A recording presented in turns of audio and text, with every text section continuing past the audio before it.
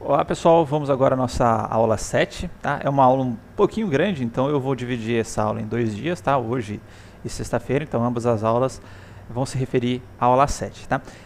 Nessa aula não tem conceitos aí de orientação a objeto, algumas características interessantes que a gente vai ver que vão aparecer em outras linguagens de programação, também não só no Java, no que se refere ao armazenamento de coleções de objetos, tá? Ter algum tipo, alguma variável ou alguma estrutura de dados que me permite armazenar mais de um objeto por meio de um único identificador, tá? Então, em vez de agora eu criar na mão lá o identificador conta 1, identificador conta 2, identificador conta 3, etc. E tem inclusive esse número de contas que eu posso armazenar limitado via código, e a partir do momento que eu preciso expandir meu banco, etc., eu tenho que ir lá no código e colocar na mão. A gente vai ver como que a gente faz para, dado ou a facilidade que a gente tem, para a gente conseguir armazenar múltiplas contas bancárias ou múltiplos valores de tipos primitivos, enfim, tá? De maneira mais fácil, tá? Isso daí já é familiar para vocês, a gente vai ver dois conceitos que vocês já viram em ALG 1 e ALG 2. O primeiro é o conceito de vetor, matriz, não sei se chegaram a fazer cubos, né, em ALG 1, que aqui em Java é tratado sempre por array, tá? Então, se eu tenho um array de uma dimensão, ou de um único índice ali para informar, para recuperar ou adicionar um valor, é um array unidimensional, que corresponde lá ao vetor do C. Se eu tenho duas dimensões, ou seja, eu tenho que formar dois índices para adicionar ou recuperar elementos, é o equivalente à matriz que vocês viram, tá? Se eu tenho 3 dimensões, é o equivalente ao cubo, enfim, mas o Java trata por array, tá? Unidimensional, bidimensional ou n-dimensional. Depois disso, a gente vai ver uma estrutura que é a estrutura de dados já, tá? Lembrando que o vetor ele não é uma estrutura de dados, é apenas uma forma eficiente ou prática que eu tenho de armazenar várias variáveis sobre um único identificador, e aí eu especifico o índice da variável, conjunto com esse identificador para especificar um determinado elemento nessa coleção de valores, tá? Não é uma estrutura de dados, porque eu opero nessa estrutura de dados como eu quiser. E depois a gente vai de fato ver uma estrutura de dados, que é a estrutura de dados lista. Lembrando que a estrutura de dados ela é composta por uma forma de armazenamento, tá? E operações sobre essa forma de armazenamento que vão dar as características sobre a estrutura de dados. Então, no caso da pilha que vocês viram, né, eu sempre vou adicionar no final dessa estrutura de dados, sempre recuperar no final, dando a impressão que eu estou empilhando coisas, depois desempilhando coisas para recuperar os valores. Estrutura de fila, sempre adiciono no fim, sempre recupero no começo. Tá? Depois tem a árvore binária, sempre o elemento à esquerda é maior que o elemento... sempre o elemento à esquerda é menor que o pai, sempre o elemento à direita é maior que o pai. Então, tem a estrutura de dados que já tem um conjunto de operações para definir o comportamento dessa estrutura de dados. A gente vai ver uma estrutura de dados que é a estrutura de lista, que vai se assemelhar bastante ou mais próximo a esse vetor, com uma série de facilidades por ser uma estrutura de dados. Especificamente, né, conforme vocês viram lá em ALG 2, eu podia ter essa lista armazenada tanto em arrays, né, quanto em nós, tá? Em cadeados, né, que eu tinha um ponteiro para o próximo nó. Enfim. Aqui a gente vai ver o array implementado com um vetor por baixo. Tá? Tem seus problemas, mas também tem as suas eficiências. Mais para frente a gente vai ter uma aula só sobre diversas coleções, diversas estruturas de dados da coleção do Java. Tá? Para a gente começar nesse mundo de estrutura de dados, e a gente já conseguir fazer uns programinhas bem melhores, né? Mais próximos da realidade, a gente vai começar com um array list, mas mais para frente a gente vai ver outras estruturas de dados. Tá? Lembrando então, só uma parte teórica básica, né, do array list, eu vou mostrando como é que fica no Java. Do array, desculpa. A ideia do array, né, é que, deixa eu alternar aqui, eu tenho um único identificador. Então, por exemplo, se eu criar um identificador lá no meu programa, que eu vou chamar de vetor. Pode ser esse vetor mesmo. Vetor A. Tá? A hora que eu criar o array, na verdade, esse identificador é um endereço de memória. Então, ele tem um ponteiro. Tá? Ele vai apontar para alguma parte da minha memória. E essa parte da minha memória, vamos supor que eu crie um array com 5 posições. Pode ser esse daqui então. Deixa eu diminuir. Deixa eu colorir ele aqui, para dar uma noção. A bordinha. Tá? Então, se eu criar um vetor A aqui, que ele tem 5 posições, tá? Então eu consigo acessar cada uma dessas 5 posições, tá? Por meio do índice dele. Então eu vou ter lá, deixa eu criar uma outra tabelinha aqui. Pode ser com 5 também.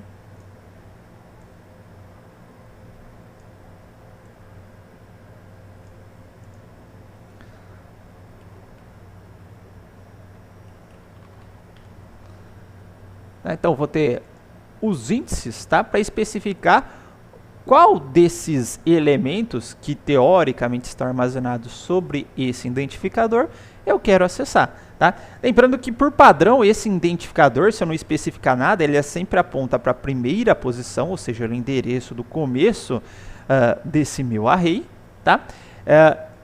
E a partir do momento que eu especifico uma posição, eu recupero um elemento do array. Então, por exemplo, eu quero setar um valor na posição 2, tá? E supondo que esse daqui é um array de inteiros, né? Aí eu vou lá no meu programinha, vou especificar lá vetor A 2, tá? E agora eu vou ou acessar, né? Se eu só colocar vetor A2, ele acessa e recupera o valor contido na posição 2, tá? Ou eu posso atribuir um valor a essa posição 2, por exemplo. Tá? Então, nesse caso, teria essa situação aqui. Bom, particularidades sobre criação de arrays ainda vão ficar só no array dimensional por enquanto, depois eu vou para a parte dos arrays bidimensionais. Tá? Quando eu tenho um array de tipo primitivo, então vamos supor que esse vetor A seja de inteiros. Tá? Sendo um tipo primitivo, lembra que quando eu tenho um tipo primitivo dentro da classe, o Java, se eu não especificar nada, nenhum construtor, o Java inicializa com o valor padrão. Tá? Na hora que eu for criar um array, tá, de tipos primitivos, o Java também vai criar com valores padrão. Então, se for valor numérico, tá, ele vai vir todo zerado. Tá? E muito importante, se for tipo por referência, tá? Então, tenho lá, quero armazenar minha conta bancária, minha classe pessoa, aluno, enfim, tá? Por padrão, vem tudo nulo, tá? Ah, por que vem tudo nulo? Bom, muitas vezes, tá? Quando você quer criar uma classe, então, por exemplo, eu quero criar a classe impressora, o controle do ar, que a gente usa bastante, né? Aí eu cheguei lá e especifiquei, falei, olha, para criar um controle do ar, eu tenho que informar qual que é a temperatura, qual que é o modo de operação, supondo que eu coloquei esse construtor. Assim como na minha conta bancária, eu só posso criar a conta bancária se eu tiver, pelo menos ali, o proprietário da minha conta bancária. Aí como que o Java vai ser adivinho, ou qualquer outra linguagem de programação vai ser adivinho no ponto de, o cara criou um array com 10 posições, então eu vou criar 10 contas com alguns dados dentro dessa conta. De onde vem esses dados? Ele não sabe, tá? Então, por padrão, ele vai criar tudo como nulo. E aí, o que você vai fazer? Você vai lá, vai criar um objeto, tá? E vai atribuir a uma posição desse array. Então, supondo que eu for lá, vetor A2 igual new controle ar. Deixa eu ampliar aqui. Controle ar, coloquei a temperatura, coloquei se está gelando, tá? E aí, nesse momento, tá? Ele vai vir aqui e vai atribuir esse controle ar que eu criei a essa variável. Lembrando que, tá? Isso daqui, ele retorna um endereço de memória. Então, o que acontece também quando eu tenho um array de tipo por referência? Ele vai criar um espaço de armazenamento, tá? Para o controle ar, então, vou colocar aqui, ó, controle ar, tá? Dentro desse espaço de armazenamento, ele vai ter lá a parte que vai armazenar qual que é a temperatura, então temp 25, tá? Gelando true. E esse cara aqui, na verdade, ele só vai conter um ponteiro para o objeto que eu criei na memória, Tá? Esse é o funcionamento básico. Se eu só tivesse uma variável simples, era isso que ia acontecer. Dentro daquela variável simples, eu ia ter um ponteiro para o objeto que eu criei na memória. Aqui é um conjunto de várias variáveis. Tá? Se forem tipo por referência, todas essas variáveis conterão um ponteiro para os respectivos objetos que você está criando. Ok? Bom, indo para o Java, para ver como que funciona isso no Java e mostrar esses conceitos. Tá? Deixa eu alternar aqui para o NetBeans. Eu vou criar aqui o meu projeto, então, da aula 7. Já vou ampliar a fonte, já não se preocupem. Aula 7. Vou usar essa classe principal por enquanto. Tá? Bom, e agora vamos criar os nossos arrays aqui e ver como que a gente opera sobre eles. Tá? Para criar um array, assim como no C, tá? A gente tem que especificar o tipo do array. A gente vai ver que quando a gente tiver por tipo por referência, a gente consegue flexibilizar um pouco, mas a priori eu tenho que especificar o tipo do array. Então, supondo que eu queira criar um array de inteiros, tá? Vai ser o tipo do array. Tá?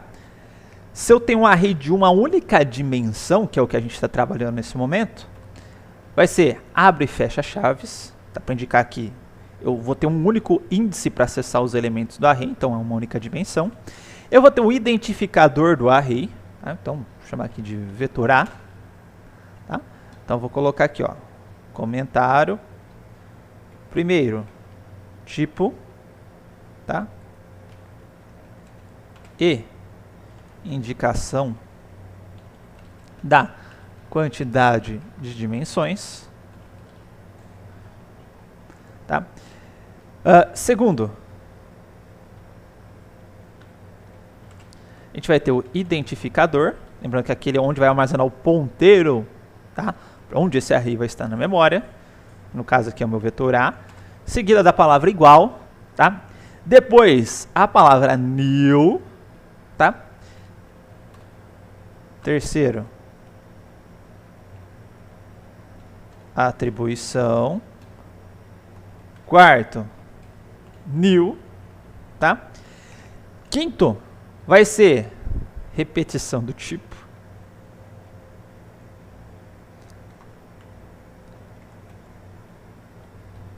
Tipo. E o sexto, quantidade de valores a serem armazenados. Tá? Então aqui eu vou ter o int e eu quero criar um array com 10 posições, tá? Então aqui eu vou especificar as 10 posições que eu quero armazenar. Tudo bem? Então essa é a sintaxe básica, tá? De criação dos arrays em Java, tá? Eu vou mostrar como é que funciona o tipo primitivo, mas vou mostrar algumas particularidades que nós temos aqui, tá? Vou colocar só um saltzinho aqui e colocar um breakpoint para mostrar o seguinte, ó. Quando eu faço um tipo de array aqui, é do tipo primitivo,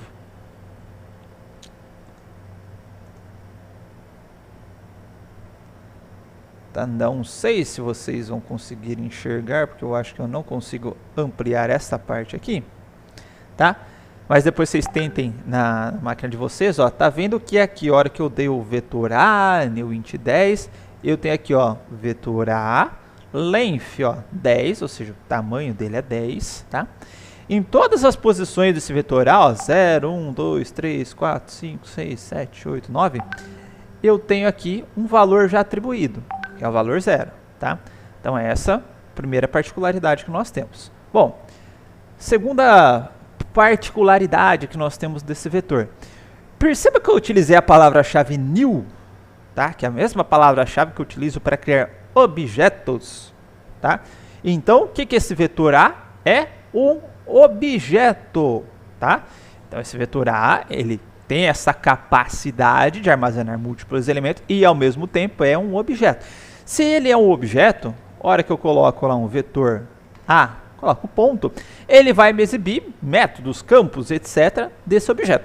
Nesse caso aqui, ele é um objeto bem simplesinho, tá? Ele vai disponibilizar alguns métodos aqui, que são os métodos básicos da classe objeto. Vamos ver quando virmos herança, tá?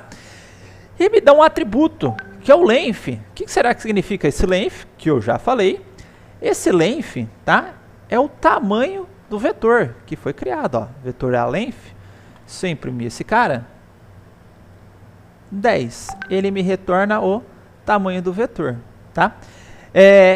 Então agora o que mudou na nossa vida, tá? O que mudou na nossa vida é que antes no C eu tinha que armazenar uma variável que definia qual que era o tamanho do array que eu estava trabalhando no momento, tá? E se eu tivesse vários arrays, eu tinha que ficar passando o array, o tamanho do array para a função, para processar o array, tá? Aqui o tamanho do array já está embutido no próprio array, tá? Então não preciso mais passar o array e o tamanho, só passo o array que eu consigo recuperar o tamanho dele, tá? Se eu consigo recuperar o tamanho dele, tá? Eu posso facilmente fazer um for, tá? Int igual a 0 e menor que vetor a.length e mais para percorrer todas as posições do array, tá?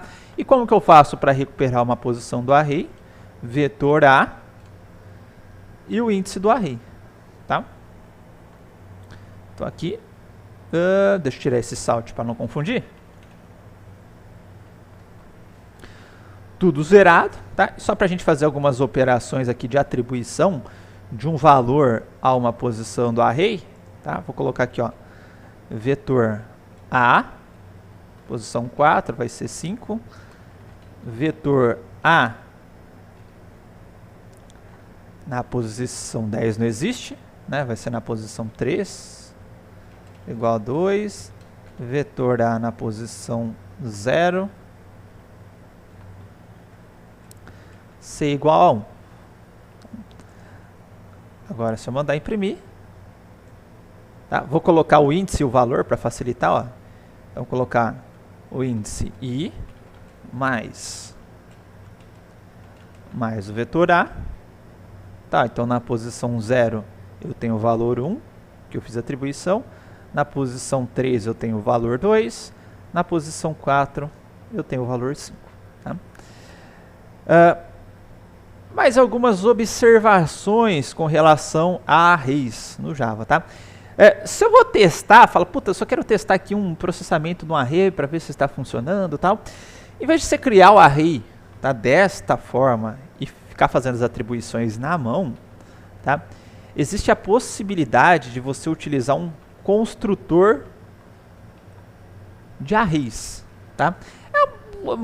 Basicamente para você utilizar para você fazer alguns testes, tá? Então você coloca aqui as chaves, coloca todos os valores que você quer que esse array tenha, tá? Separados por vírgula, e automaticamente ele já vai criar um array, nesse caso aqui, ó, com 4 valores, né? A quantidade de valores que estão entre as chaves. Então vai de 0 a 3, tá? E com esses valores, respectivamente, na posição 0, posição 1, posição 2, posição 3 e assim por diante, tá? Então F6, ó, ele já vai criar o arrayzinho aqui com esses valores atribuídos, tá? Outra coisa interessante quando a gente está trabalhando com arrays. Vou deixar esse array primitivo, só colocar mais uns valores. Tá?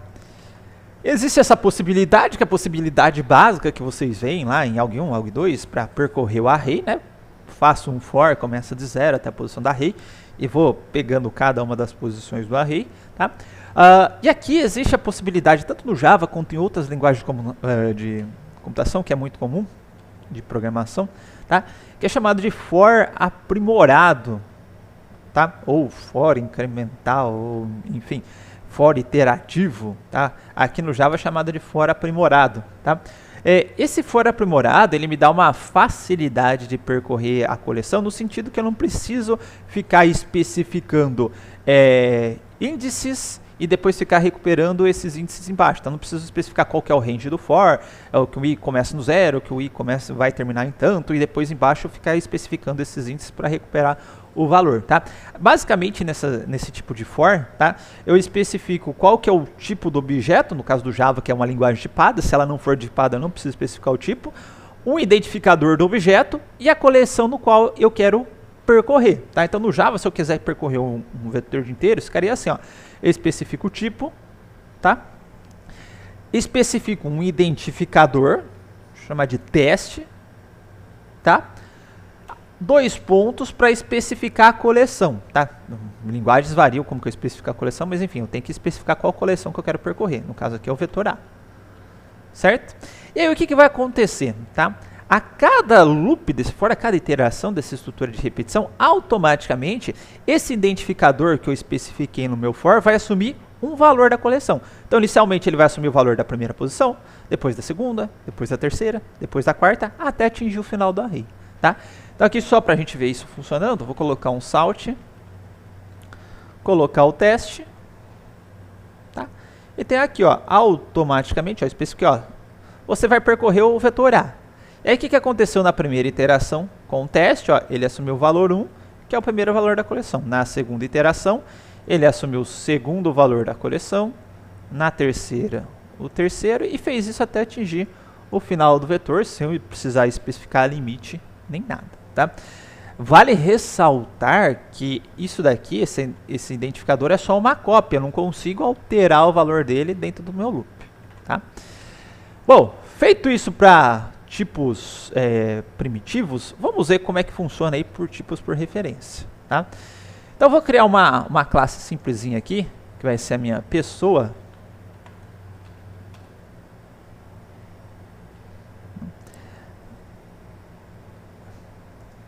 Dentro dessa pessoa, eu vou ter os campos nome,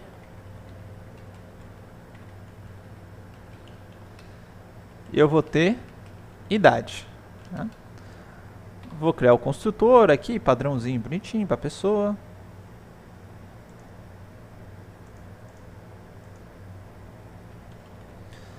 E vou criar os getters e setters aqui para ela. E aí, pessoa básica que a gente está acostumado a criar na disciplina. Bom, agora eu quero fazer um array de pessoas, tá? Então, vamos repetir o processo aqui, tá? Só que agora o tipo do meu array é pessoa, tá? Vai ser um array, por enquanto, de uma dimensão que a gente está trabalhando. O identificador, vou chamar de pessoas, tá? Igual, new, o tipo novamente. E a quantidade de pessoas que eu quero armazenar. Vou colocar 10 aqui também, certo? Fazer o mesmo procedimento, colocar um breakpoint aqui, para a gente ver o que está acontecendo. Aula 7. Tá, então tem aqui o meu array de pessoas. Ó, a hora que eu abro esse array, tá? Todas as posições desse array estão com valor nulo, tá? E aí eu vejo direto e reto, a pessoa faz isso, aí chega lá e faz o seguinte, ó, pessoas na posição 2, ponto, set nome, opa, Rafael, pessoa 2, set idade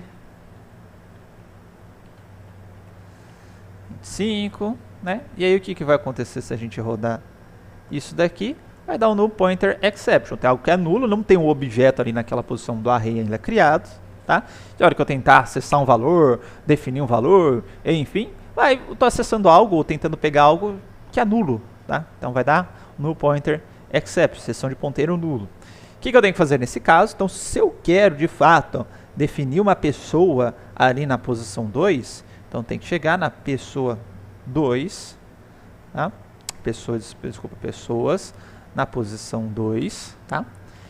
E criar uma pessoa ali dentro, tá? Eu vou criar até um outro construtor para pessoa, só para a gente conseguir fazer um exemplo parecido com o anterior. Vou colocar aqui um construtor sem nada.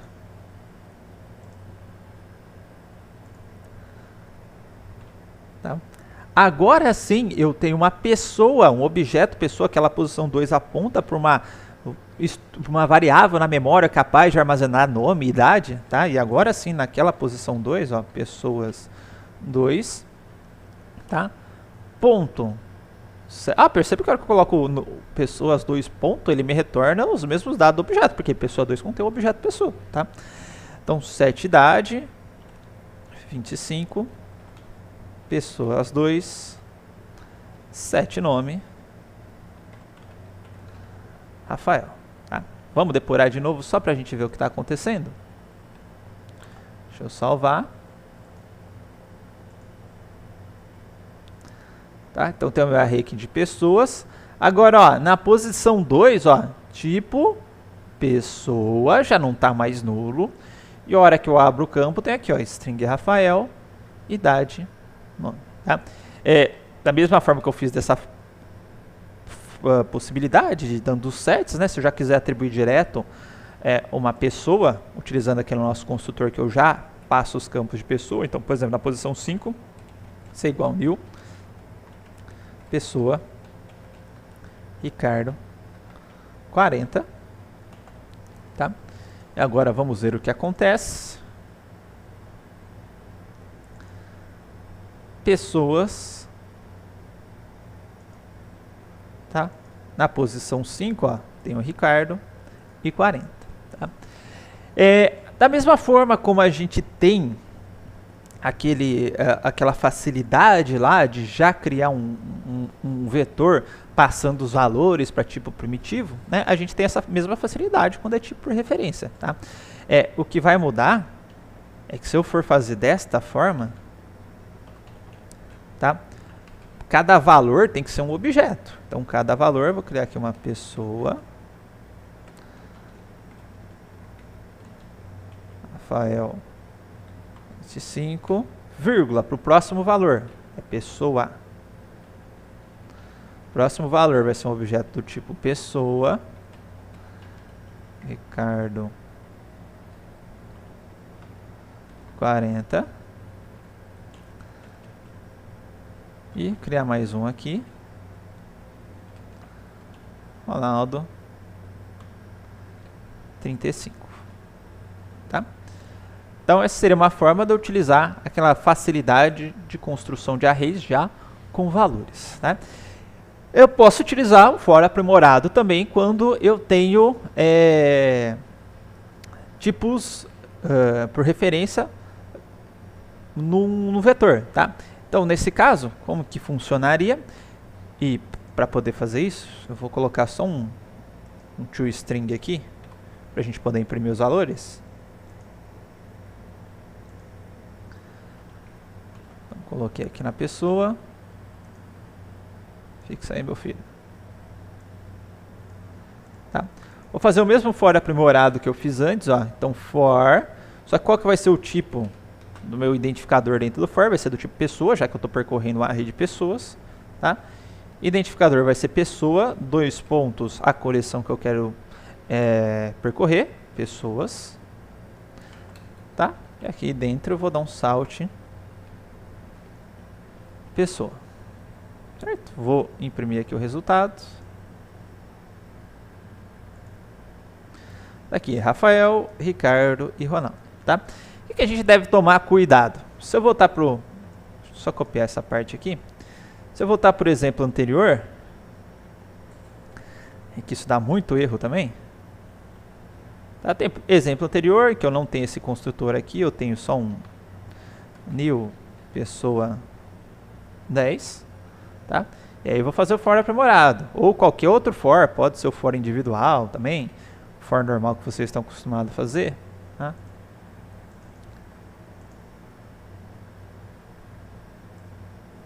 E o que acontece? Nulo. Tá? E isso porque eu estou dando o system.out.print, ele me facilitou a vida. Se eu tiver aqui com um for normal, especificando o índice, tentando pegar o toString da pessoa, tá? Vai dar problema. Então, vou colocar aqui, ó, for igual a 0 e menor que pessoas length e mais.